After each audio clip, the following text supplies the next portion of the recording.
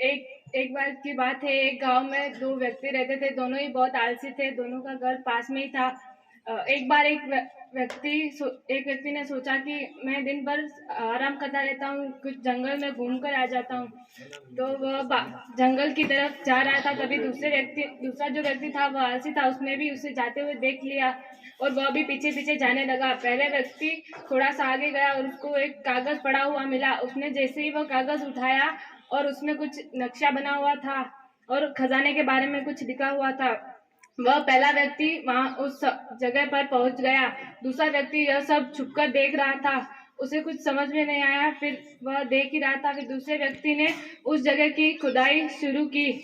फिर वह खुदाई कर कर कर थक गया था। उसने सोचा कि मैं कुछ आराम कर लेता हूँ, बाद में फिर से खुदाई शुरू करूंगा। फिर वह आराम करने लगा, फिर से उठा और वह पहले से आलसी था और उसे आलस आने लगा। उसने सोचा कि मैं थोड़ी और खुदाई करता हूँ, कुछ मिलेगा तो, नहीं तो मैं घर पे चला जाऊंगा। फिर उसने खुदाई की, फिर कुछ नहीं मिला। फिर वह फिर से थक गया और उसके बाद आराम करने लगा। फिर से उठा और उसके बाद उसने सोचा कि मैं अपना व्यर्थ ही अपना समय बर्बाद कर रहा था, यहाँ पर कुछ नहीं है। फिर वह वही कागज वहां पर डालकर चला गया।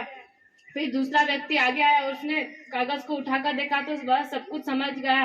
फिर दूसरे व्यक्ति ने सोचा कि मैं इस पर यहाँ पर खुदाई करता हूँ, पता नहीं कुछ मिल जाए। फिर वह खुदाई करने लगा। उसको थकान महसूस हुई, पर उसने सोचा कि मैं वैसे ही आलसी हूँ, और भी आलस्य करूंगा तो मैं भी उस व्यक्ति की तरह घर लौट जाऊंगा और लोग वैसे भी मैं आलसी हूँ और लोग मुझे आलसी ही कहेंगे, और अगर मैं मर भी जाऊंगा तो भी लोग कहेंगे कि आलसी था और मर गया, उसने कुछ काम नहीं किया था जीवन में। फिर वह सोचता है कि अगर मैं यहाँ पर आखिरी दम यहाँ पर तोड़ दूंगा मेहनत करते करते, तो भी लोग कम से कम यह तो कहेंगे कि आखिरी वक्त में भी उसने मेहनत की थी।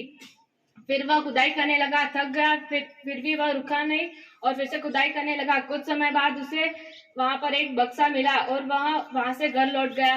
फिर उसने घर पे जाकर बक्सा खोला तो वहां पर उसके अंदर से बहुकीमती आभूषण मिले और वह खुश हो गया। और उसने सोचा कि अगर मैं भी पहले व्यक्ति की तरह वैसे ही वहां पर काम छोड़कर एलएससी को लेता और घर चला जाता तो मुझे भी कुछ नहीं मिलता था।